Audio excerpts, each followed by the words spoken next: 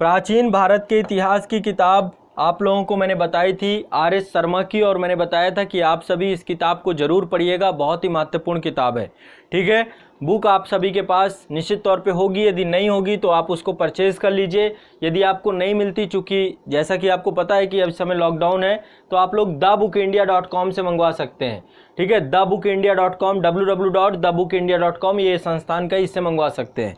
अब बात करते हैं मध्यकालीन भारत की बुक। ये है आपकी मेडिवल हिस्ट्री, ये ओल्ड एनसीईआरटी है। देखो, मैं न्यू को भी आप लोग को बताऊंगा, ओल्ड एनसीईआरटी पहले आपको पढ़नी है।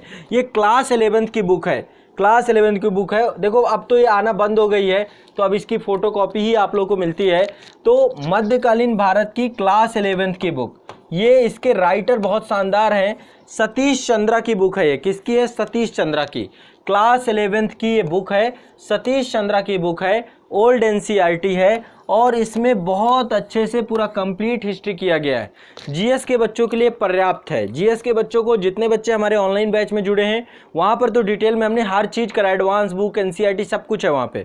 लेकिन मैं चाहता हूँ कि साथ में आप सेल्फ स्टडी में ये बुक ज़रूर पढ़ें, अच्छी किताब है, आपको एनसीईआरटी ज़रूर पढ़नी चाहिए। और एनसीईआरटी में ये एक एनसीईआरटी बहुत ही अच्छी है, तो इसमें सारा कुछ कवर किया गया। और देखो, एक चीज़ बताऊं, आप लोग की भाषा को लेकर आप लोग की जो समस्या है ना, एनसीईआरटी में भाषा बहुत अच्छी दी गई है, लैंग्वेज यहाँ पे बहुत अच्छी दी गई है, तो ये भी आपको यहाँ पर भाषा सीखने को भी मिलेगी। और साथ ही आपके जो क्वेश्चन है सीधे सीधे निकल के आते हैं एनसीईआरटी से, वो भी देखेंगे, आसान भाषा में आपकी समझ भी बन पाएगी। तो इसलिए आप लोगों को क्या लेना है, मध्यकालीन भारत की पुस्तक मिलनी है। यदि ये किताब नहीं मिलती, क्योंकि ज़्यादातर जगहों पे नहीं मिलती, तो आप www.thebookindia.com से इसको ऑर्डर कर सकते हैं, यहाँ से आपको पुस्तक मिल जाएगी। करना कुछ नहीं है आप लोगों को गूगल क्रोम पे जाना है।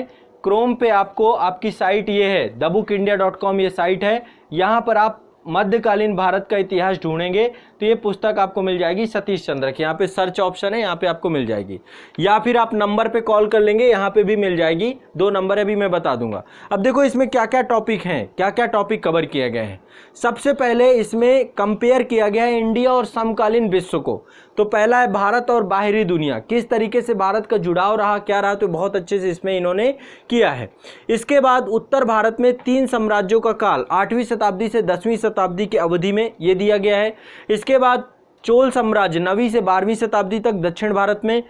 चौथे अध्याय में आर्थिक तथा सामाजिक जीवन, शिक्षा, धार्मिक विश्वास कैसा था 8वीं से 12वीं शताब्दी के मध्य, यानी पूर्व मध्यकाल को इसमें कवर किया है। इसके बाद 5वें अध्याय में संघर्ष का युग, 1000 से लेकर 1200 एडी तक संघर्ष का युग।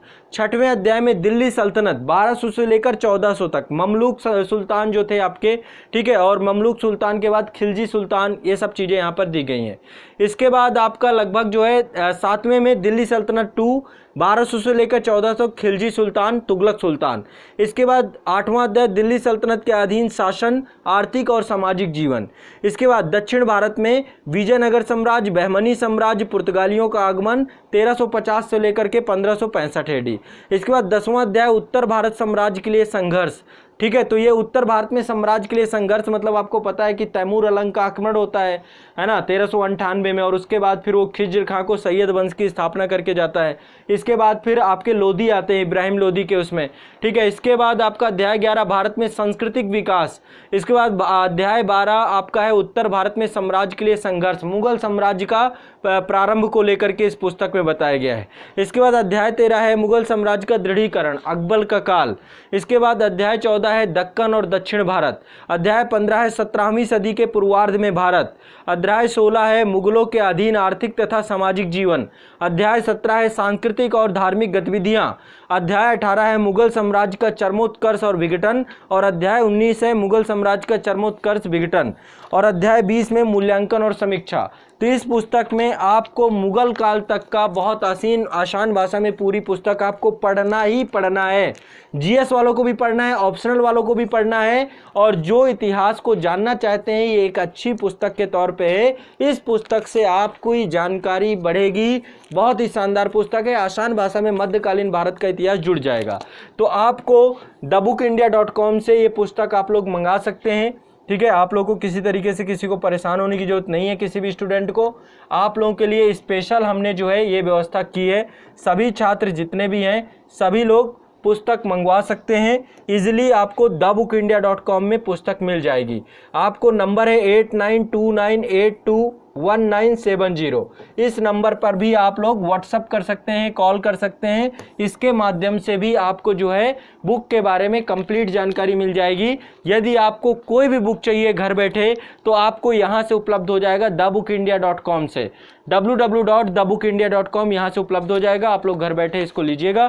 ठीक है, चलिए फिर आप लोग लगातार जुड़े रहिए। कल मैं आपको आधुनिक भारत की पुस्तक के बारे में बताऊंगा कि आधुनिक भारत में आपको क्या पुस्तक पढ़नी है, एनसीईआरटी।